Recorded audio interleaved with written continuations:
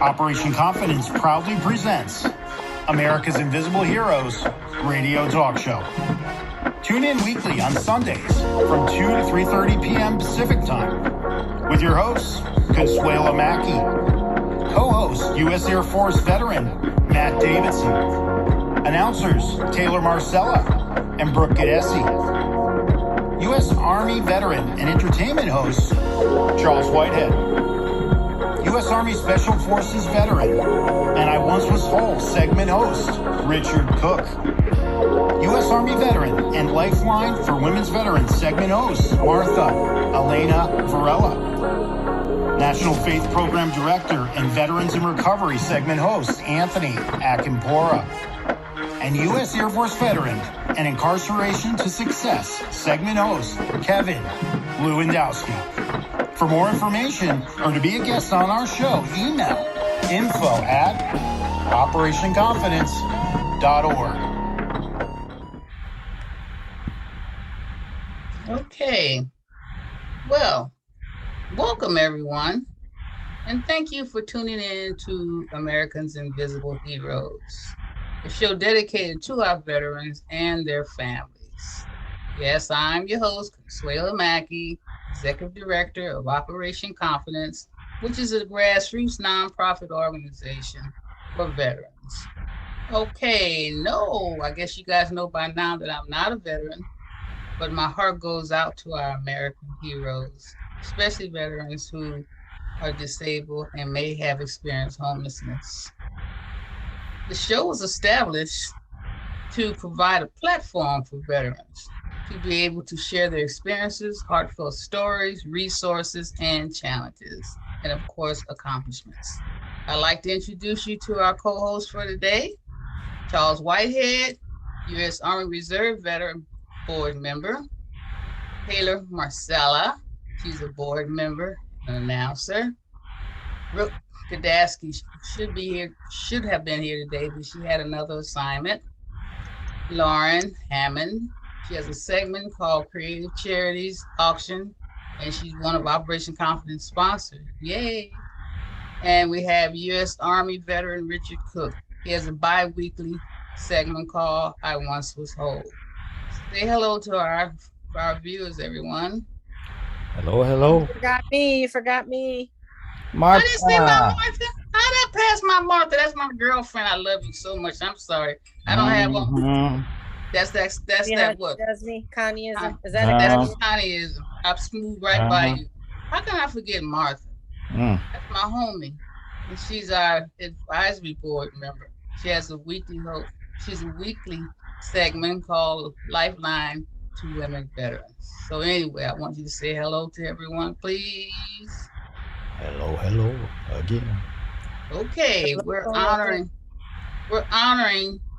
today Dr. Martin Luther King. I'd like Charles to do the honors of reading his presentation. Today, we honor Dr. Martin Luther King Jr., which is actually tomorrow, but we're doing it today because we're here today. He died in 1968. He was born in January of 1929. Anyway, Martin Luther King was born Martin Luther King Jr., but later had his name changed to Martin. He was Michael Luther King Jr., but later had his name changed to Martin. I didn't know that. His grandfather began the family's long tenure as pastor of the Ebenezer Baptist Church in Atlanta, serving from 1914 to 1931. His father has served from then until the present, and from 1960 until his death, Martin Luther King acted as co-pastor. Dr. King attended segregated public schools in Georgia, graduated from high school at the age of 15. He received the BA degree in 1948 from Morehouse College, a distinguished Negro institution of Atlanta from which both his father and grandfather had graduated. After 3 years of theological study at Crozer Theological Seminary in Pennsylvania, where he was elected president of a predominantly white senior class, he was awarded the BD in 1951. With a fellowship won at Crozer, he enrolled in graduate studies at Boston University, completing his residence for the doctorate in 1953 and receiving the degree in 1955. In Boston, he met and married Coretta Scott, a young woman of uncommon intellectual and artistic attainments. 2 sons and 2 daughters were born into the family. In 1954, Martin Luther King became pastor of the Dexter Avenue Baptist Church in Montgomery, Alabama. Always a strong worker for civil rights for members of his race, King was by this time a member of the Executive Committee of the National Association for the Advancement of Colored People, or NAACP, the leading organization of its kind in the nation. He was ready. Then, early in December 1955, to accept the leadership of the first great Negro nonviolent demonstration of contemporary times in the United States, the bus boycott described by Gunner John and his presentation speech in honor of the laureate. The boycott lasted 382 days. On December the 21st, 1956, after the Supreme Court of the United States had declared unconstitutional the laws requiring segregation on buses, Negroes and whites rode the buses as equals. During these days of boycott, King was arrested. His home was bombed. He was subjected to personal abuse, but at the same time, he emerged as a Negro leader of the first rank. In 1957, he was elected president of the Southern Christian Leadership Conference, an organization formed to provide new leadership for the now burgeoning civil rights movement. The ideals of this organization he took from Christianity, its operation techniques from Gandhi. In an 11-year period from 1957 and 68, King traveled over 6 million miles and spoke over 2,500 times, appearing wherever there was injustice, protest, and action, and meanwhile he wrote 5 books as well as numerous articles. In these years, he led a massive protest in Birmingham, Alabama that caught the attention of the entire world, providing what he called a coalition of conscience, and inspiring his letter from a Birmingham jail, a manifesto of the Negro Revolution. He planned the drives in Alabama for the registration of Negroes as voters. He directed the Peace March on Washington, D.C. of 250,000 people to whom he delivered his address. I have a dream. He conferred with President John F. Kennedy and campaigned for President Lyndon B. Johnson. He was arrested upwards of 20 times and assaulted at least 4 times. He was awarded 5 honorary degrees, was named Man of the Year by the Time magazine in 1963, and became not only the symbolic leader of American blacks but also a world figure. At the age of 35, Martin Luther King Jr. was the youngest man to have received the Nobel Peace Prize. When notified of his selection, he announced that he would turn over the prize money of $54,123 to the furtherance of the civil rights movement. On the evening of April 4th, 1968, while standing on the balcony of his motel room in Memphis, Tennessee, where he was to lead a protest march and symphony with striking garbage workers of that city, he was assassinated. Now I'm going to share a video with you. Wow. Amazing story.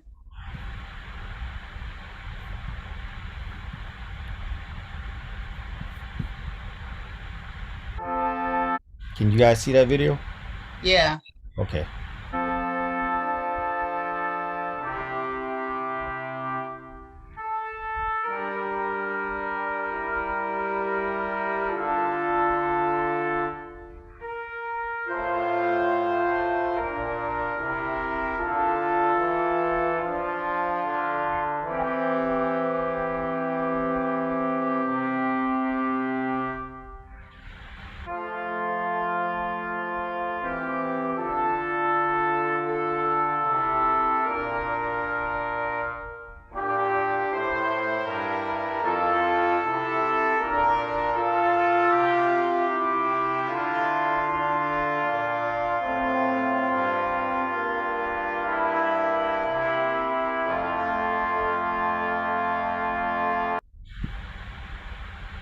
That was beautiful.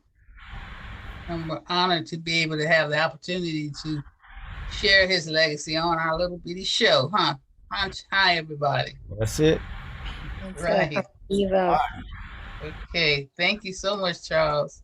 We're moving right along. Martha, it's on you, girlfriend.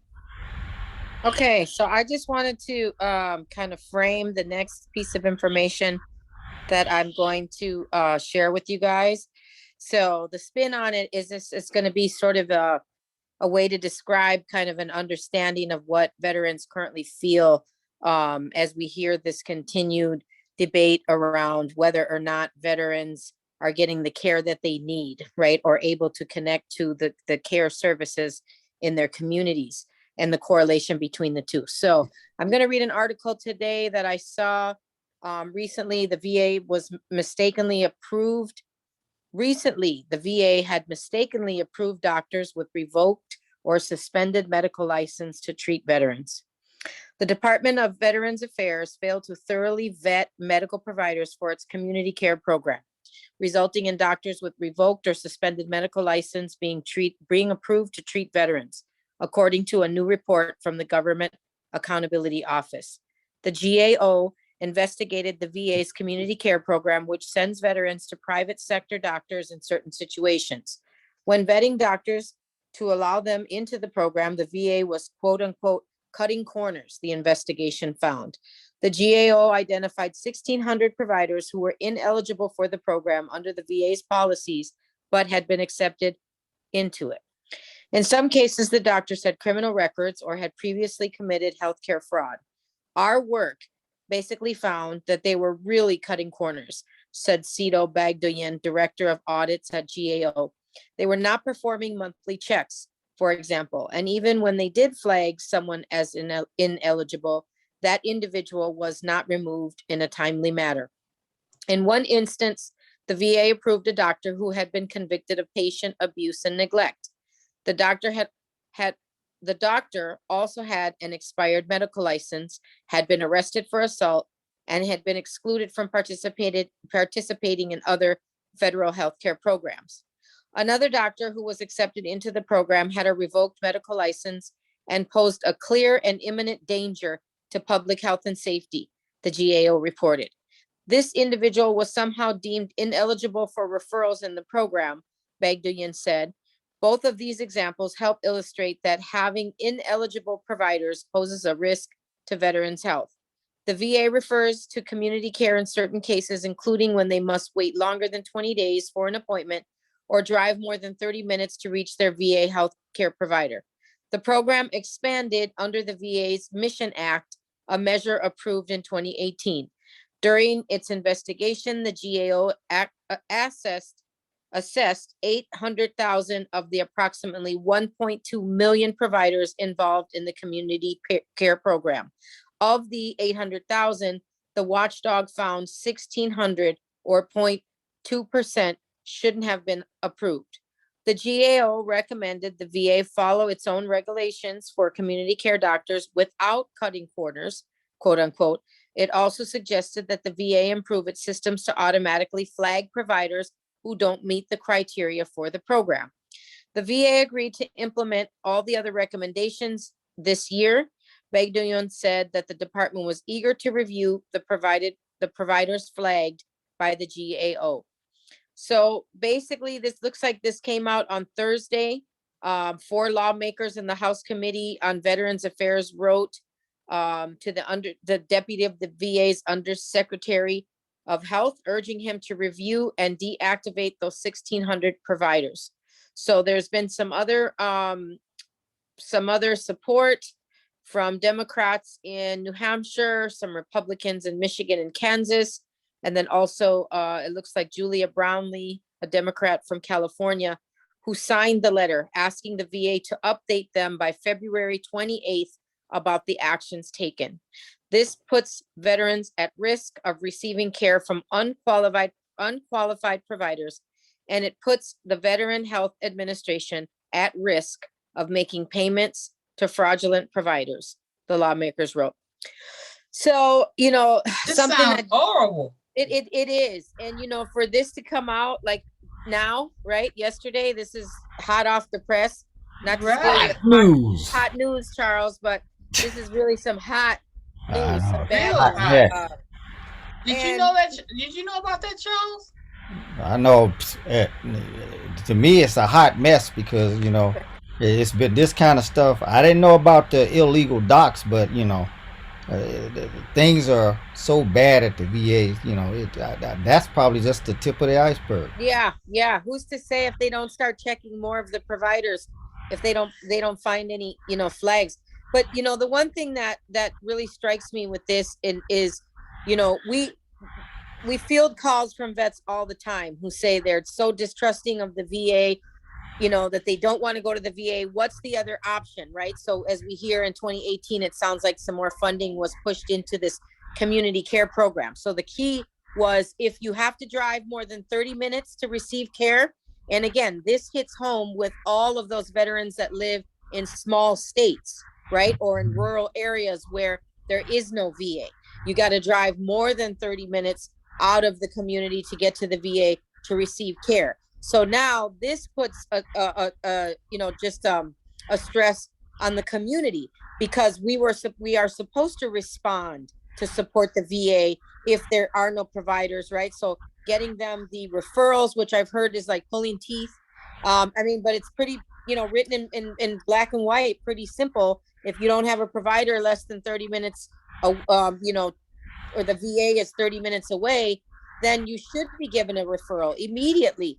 But many veterans, have to jump through so much red tape to even get that referral, to go through this process. And then now look, on the other end, they're receiving substandard care from providers who have been accused of abuse. I mean, how do you miss, I could see maybe some other minor things, but I mean, this is horrific. So all those calls that I used to get during my time at the NVF from these veterans calling desperately from other states, other small states, rural states, this just really shines the light on those stories. And we can only hear, like I said, we can only imagine what those other stories are going to tell. Because this is Richard, you have something to say? You're muted, but your hand is up. I used to work at West LA VA, as many of you know. I had to work in the security office, which is a little bit different than the security around the campus or the VA police. I worked in the security office. What we had to do between myself and the other person, a part of security, we had to investigate and check everything out based on these providers, whether they're actually at the VA itself or actually out in the community. We had to go investigate everything, whether they had other situations that had criminal activity or whatever, so that way none of this would happen. But it seems like what I'm hearing, that they're dropping the ball on that, because that's what I did all the time for about for 3 years. I was in that department at West LA VA. Wow. Can you take that hand sign off of your screen so we can? Yeah. But that's some amazing information too. But this is like shocking, Yeah, no, it's really sad, because as we've heard, veterans are afraid to reach out for help. This definitely doesn't help, particularly the women who, won't go get the services. And now we see this. Well, let's hope now. It sounds like we've got some backing from some, legislators and some, political people to get this taken care of pretty quickly. February's next month. So we got to keep pushing for these kind of programs. And, and this is why it's, I speak so much about how important it is for us to stay involved, because we can help, as little as we are, we can help by bringing awareness, by sharing information. Stay on top of that, Martha. Yeah, I will. That's amazing. That's an amazing story. Yeah, the VA needs to do a, like the private industry, to have a solid partnership, to have like the outpatient clinics, like from the people that like stay far away or whatever, getting the Congress or whoever, the lawmakers to, or the people at the VA, because the VA won't regulate itself unless you push them. And so, things like that will help, especially if you're far away from a hospital you can't go to. Right. So just for a classic example, I'm a Kaiser patient, but I work at Rancho Los Amigos, which is a Mhm. hospital. We are now taking Kaiser patients as part of the therapy, because it's a big rehab place. So, the VA could do the same thing, you know, but again, it takes money and people who don't look at you funny, you know. Right. Exactly. And people who care too. Yeah, exactly. People who want to make a change.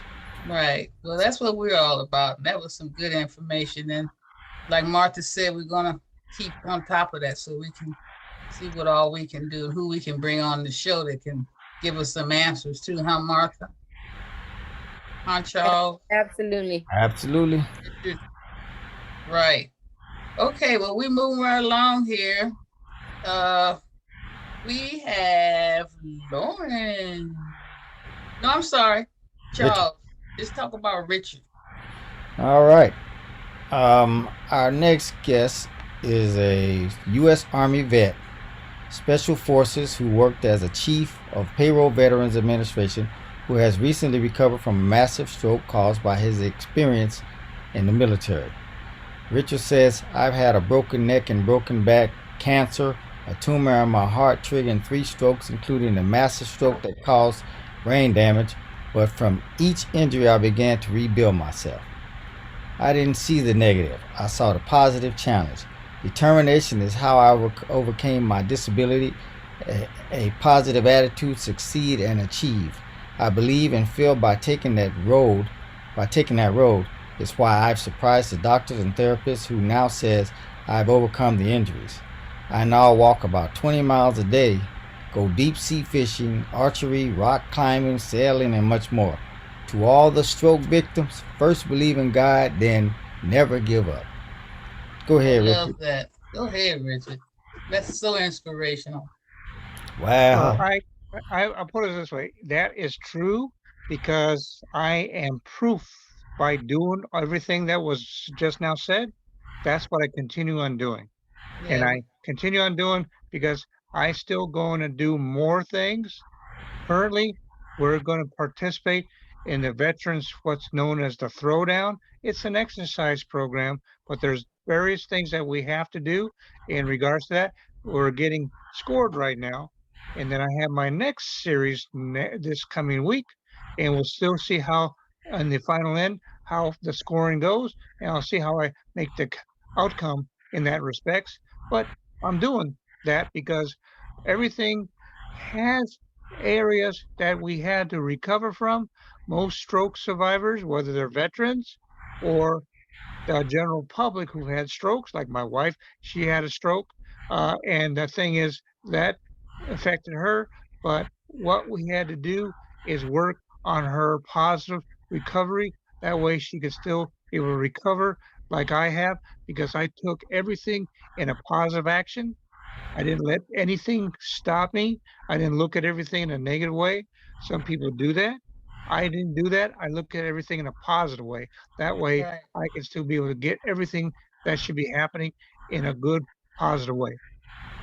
Do you train your wife as well? Or did she when did she have her stroke? After you?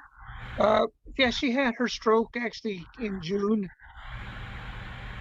Oh, of this year. She had it in June of this year. of last That year. was because hers was still a lack of blood flow because she had a bleeding ulcer, and the Wow. bleeding ulcer was taking away the blood flow, so the strokes happened. So she had a major stroke. Of course, mine was 3 strokes in one Right. year as well too, but hers was a major stroke, and mine was a little bit different because mine was because of the block blockings on the heart from that tumor. Mm.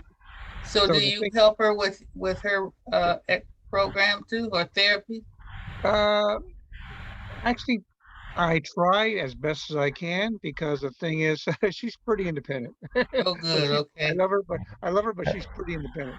Well, Yeah. that's good. That's what you need, that Yeah, determination and independence. right. I know people who have, sorry about that.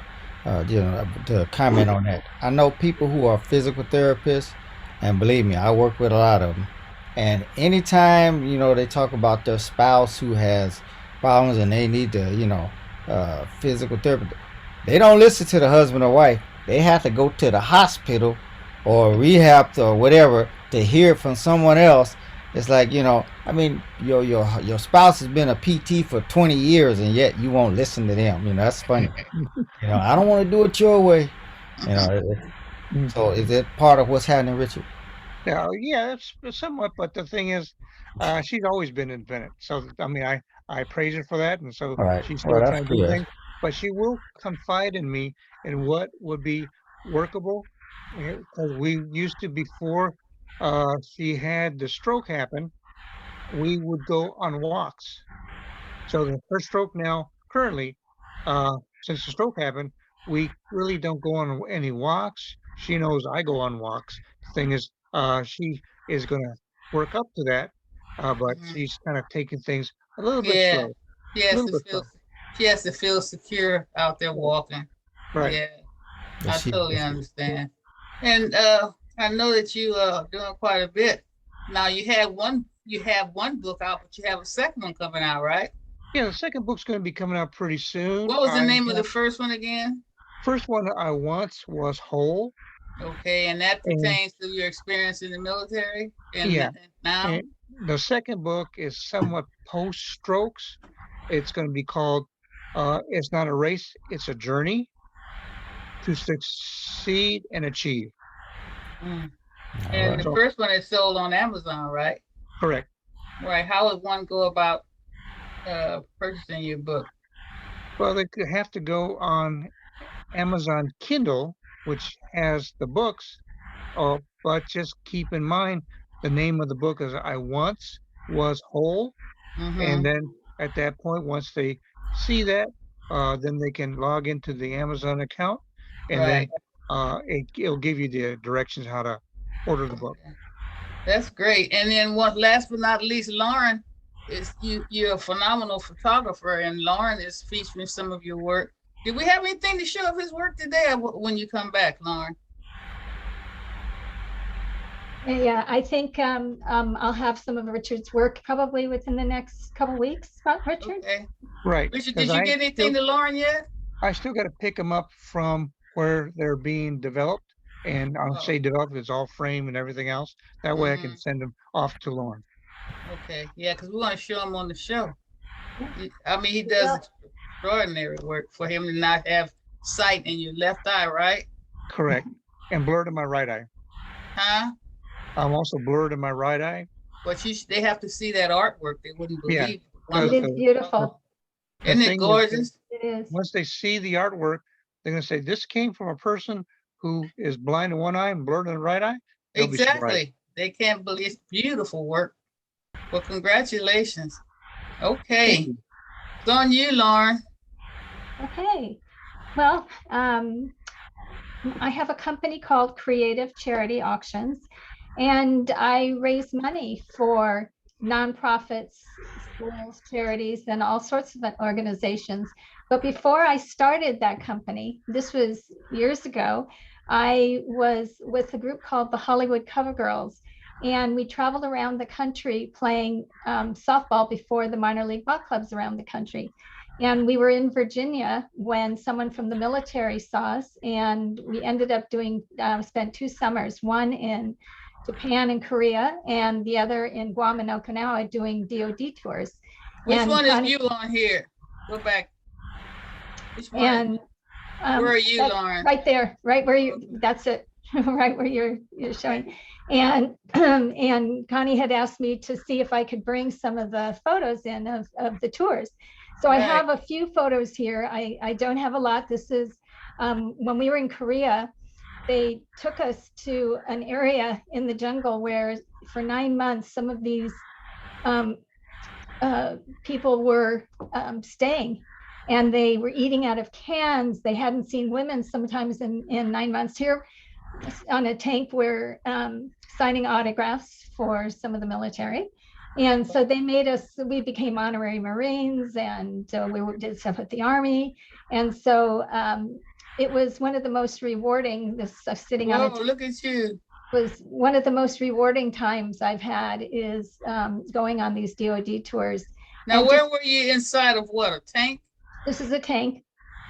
And we just went to all the military bases, and we just had such an amazing time, and it was very rewarding. And it's still every once in a while, some of the ladies who I traveled with, we will come across photos, and it's been a long time. And since the pandemic and going through boxes of things, getting rid of stuff, I found these. And then when you asked, Connie, when you asked if I would show them, Right.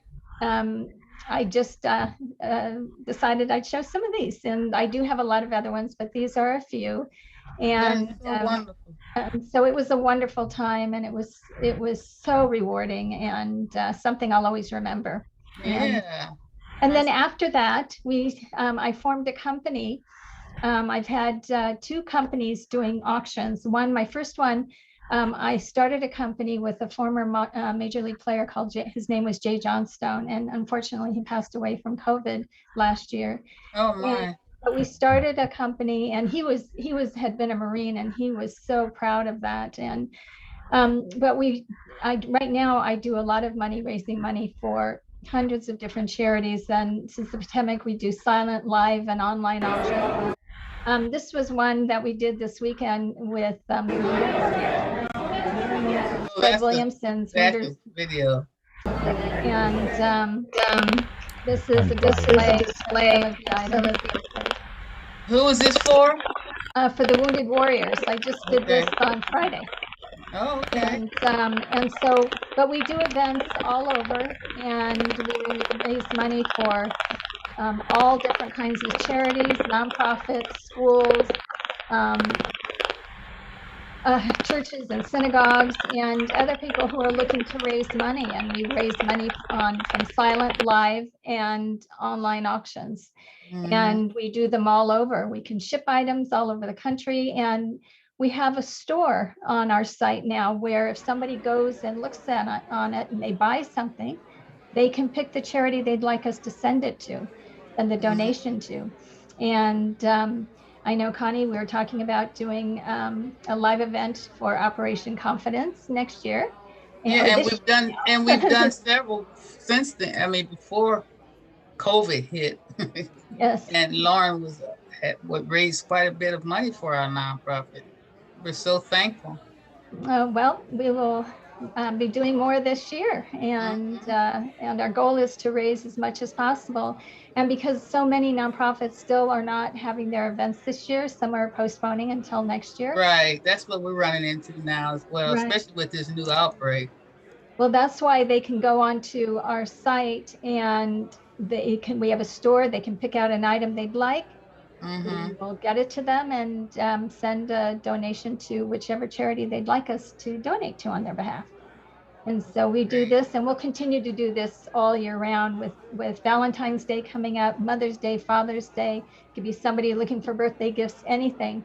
Our goal is to raise as much as possible for the nonprofit world and our schools. And so if anybody is looking, and we'd love to donate more to Operation Confidence and other organizations. So give your contact information. Well, the name of the company is Creative Charity Auctions with an S, and the website is creativecharityauctions.com. The number is 818-425-2244 is my cell. The office number is 818-840-1200. And again, it's 818-840-1200. And if they'll leave a message, and I will get back to you if you can't reach me. And give your website again. And it is creativecharityauctions.com. Okay, and then they can go online and browse and go and visit the store, right? And they can either respond by email or through our website, either way. All right. Well, we know you're a busy girl, and we understand you have to leave. So thank you. I'm going to see you next week with more amazing auction items, right? Yes. Well, we're going to see you next week. Yes. Right? Yes. All right. So, well, thank you so much, and everyone have a great day. Thank you. You're welcome. Bye-bye. Okay, it's on you, Taylor girl. Successful women who use wheelchairs. For the next few weeks, I will share stories about successful women who use wheelchairs. Women have been making history for centuries. For women with disabilities, it was either live the way others expected them to live or fight for the lives they knew they and all people with disabilities deserve. Anyone with disabilities can tell you they face discrimination at least once in their lives, whether it's trying to figure out how to get into a building without adequate mobility accommodations or getting ignored on Tinder or Bumble after someone finds out about your disability. There are countless systemic ways that work to make things difficult for people with disabilities and deny them the opportunities to share their talents and insights with the world. The women featured here, Jillian Mercado, Stella Young, Claudia Gordon, Judy Human, and Dr. Maya Angelou, are all examples of women who have made major contributions to everything from politics to literature to activism and made the world a better place for everyone. Today, I would like to talk about Judith or Judy Human's story, who became the U.S. Assistant Secretary of Education for Special Education and Rehabilitative Services after teaching and now works for the State Department as a special advisor for international disability rights. Judy contracted polio in 1949 in Brooklyn, New York, and began to experience discrimination at 5 years old when she was denied the right to attend school because she was a fire hazard. Her parents played a strong role in fighting for her rights as a child. Human determined that she, working in collaboration with other disabled people, had to play an increasing advocacy role as she and others experienced continuous discrimination because of their disabilities. She is now an internationally recognized leader in the disability rights community and a lifelong civil rights advocate. As a senior fellow at the Ford Foundation, she is currently working to help advance the inclusion of disability in the foundation's work and is leading a project to advance the inclusion of disabled people in the media. President Obama appointed Human as the first special advisor for international disability rights at the United States Department of State, where she served from 2010 to 2017. Prior to this position, she served as the director for the Department on Disability Services for the District of Columbia, where she was responsible for the Developmental Disability Administration and the Rehabilitation Services Administration. From June 2002 to 2006, Human served as the World Bank's first advisor on disability and development. In this position, she led the World Bank's disability work to expand the bank's knowledge and capability to work with governments and civil society on including disability in the global conversation. From 1993 to 2001, Human served in the Clinton administration as the Assistant Secretary for the Office of Special Education and Rehabilitative Services in the Department of Education. She was also responsible for the implementation of legislation at the national level for programs in special education, disability research, vocational rehabilitation, and independent living, serving more than 8 million youth and adults with disabilities.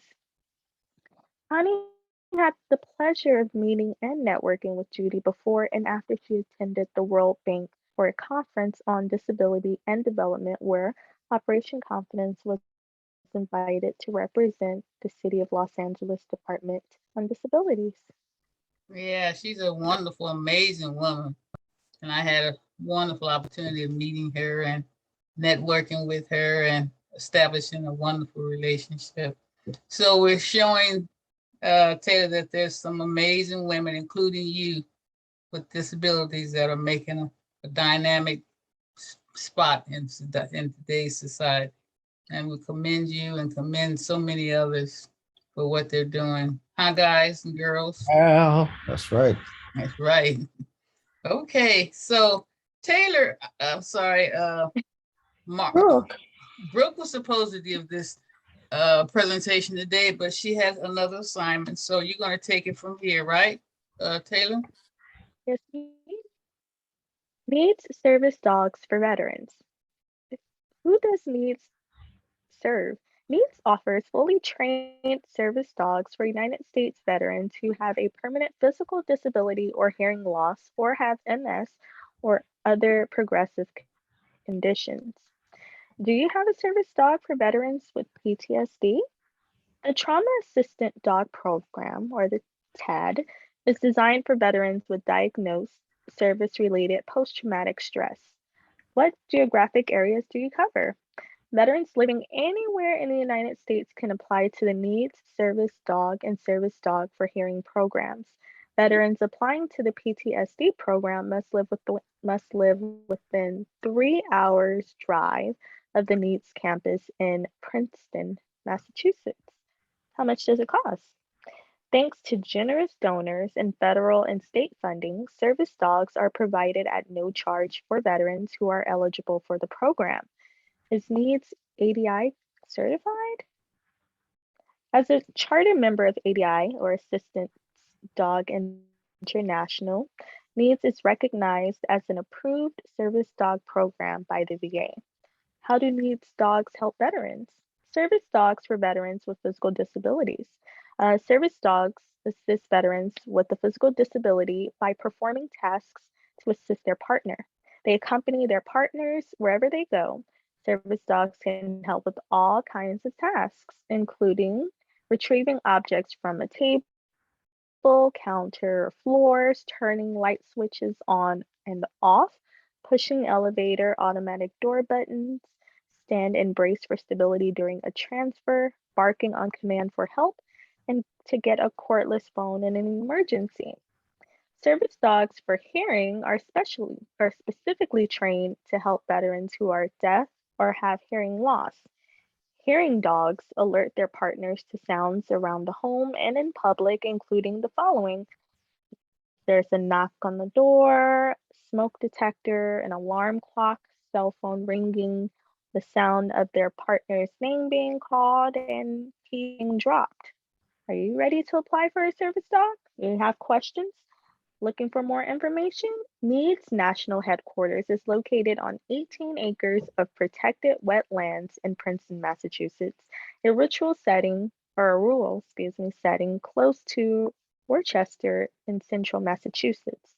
You can reach them at 305 Redemption Rock Trail, South Princeton, Massachusetts, 01541, or you can call them at 978 422 9064 or 64, voice or TD.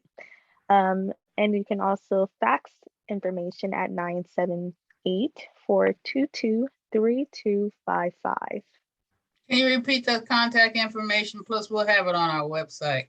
Okay, you On the can resource reach page. them, yes ma'am, you can reach them via mail at 305 Redemption Rock Trail South, Princeton, Massachusetts, 01541, or you can call them via telephone at area code 978 422 9064. That's voice or TD or TDD. And you can also fax them at 978 422 32. Okay. Thank you. So you All don't right. need to have a VA approve this to get a service dog. No. Yeah, I think so. You know, Huh? when that happens, then I know we got problems. So you got to be, like people who don't qualify for VA. That can't have a dog. You didn't, yeah.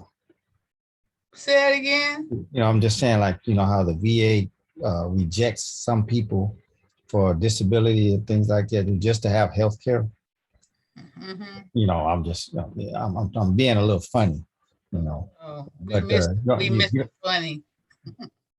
yeah, see, so Well, I think, Charles, to answer your question, I think back in the day, it probably was a lot harder to get, like these services or resources for mhm. pets. But now we're seeing for like the push, because we've seen that, right? Coming from the Guard and the Reserve is like back in the day, it was like, you got nothing. You're not even a veteran. Don't even call. Don't come around.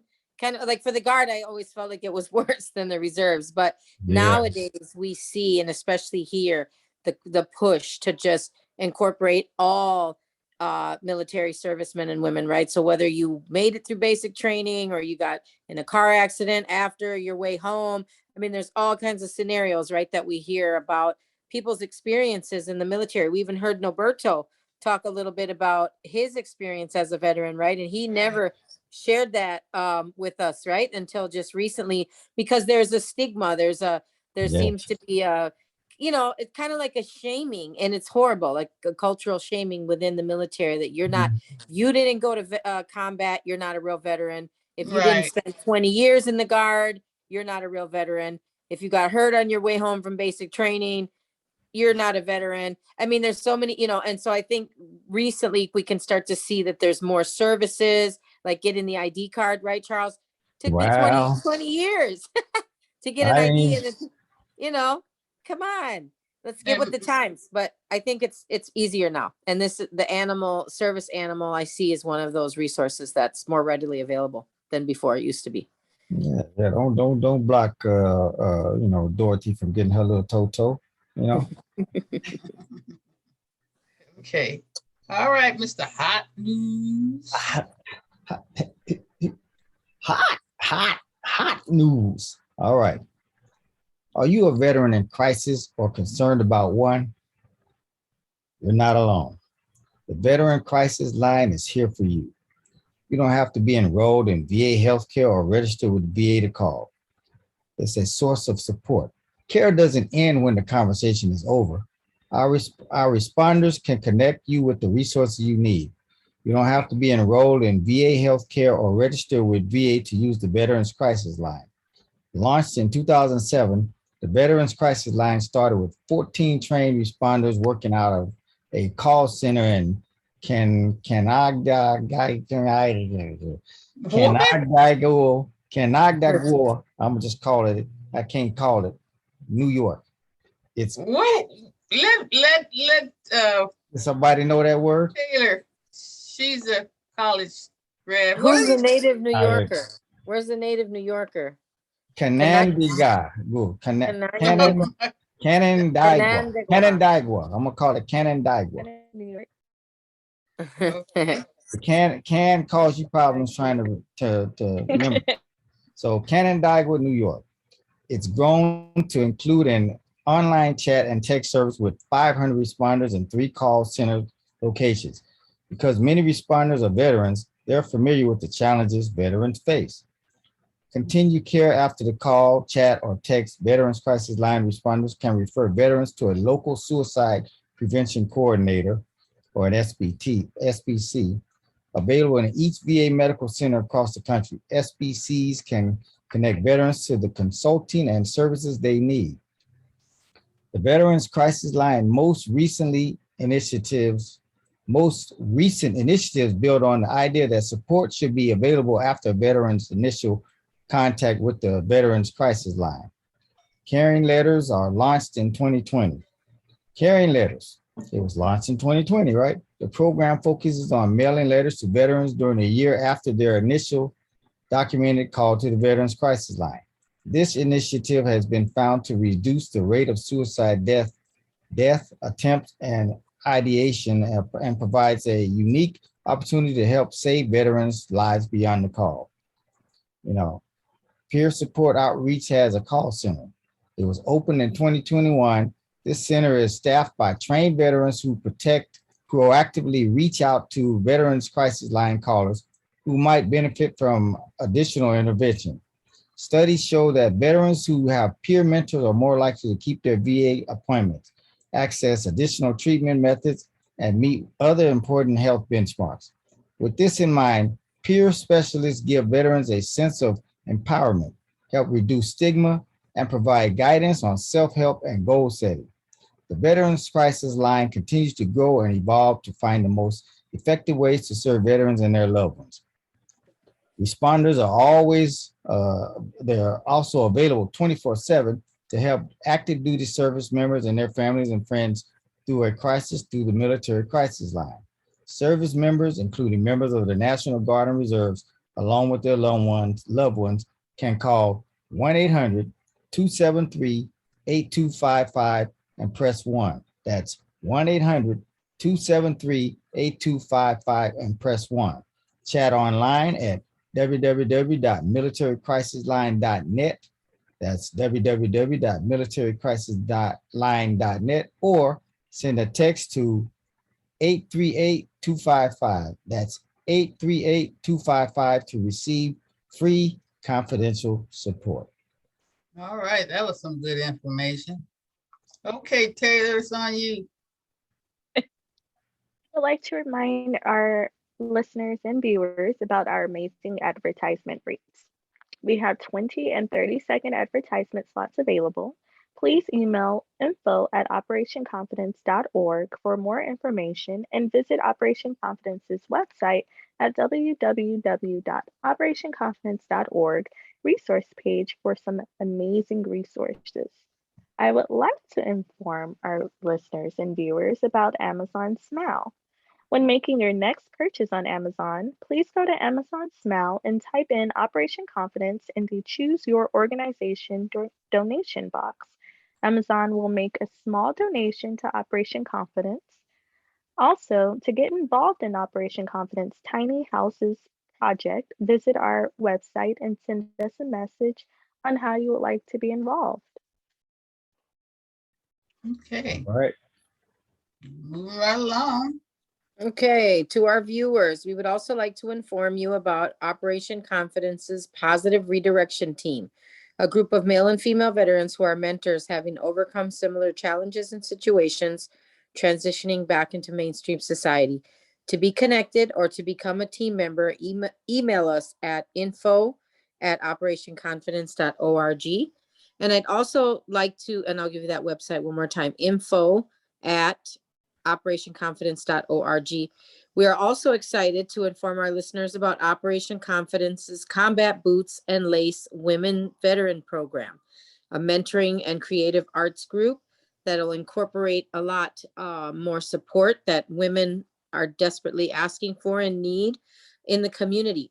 If anyone you know is interested, we might want to look at nominating someone, right? Because I think sometimes women just assume that they're not they don't have the criteria that it takes to be, like a mentor per se.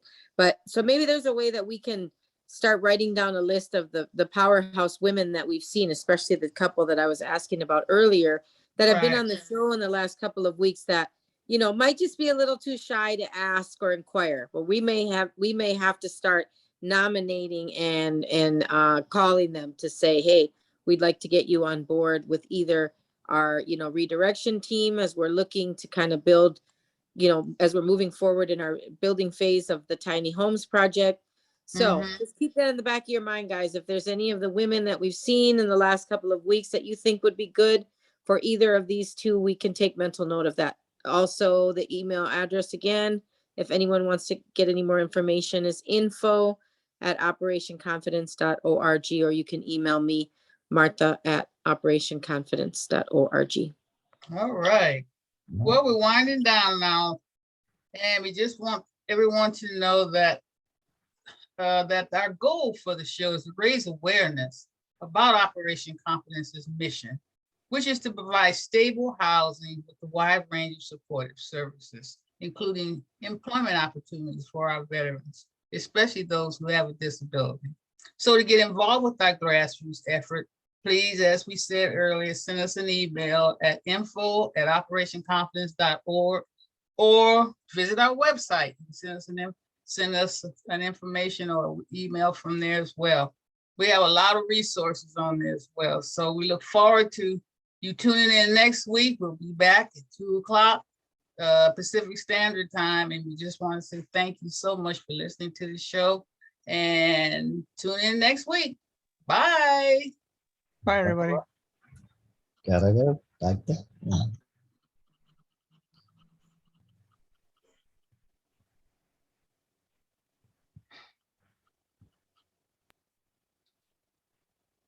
I am Buddy Canute, a former Rosie the Riveter. I riveted P-40 pursuit planes during World War II. We did our part back then. Now, can you step up and help the Rosies pull America together again? Please call 304-776-4743. That is 304-776-4743.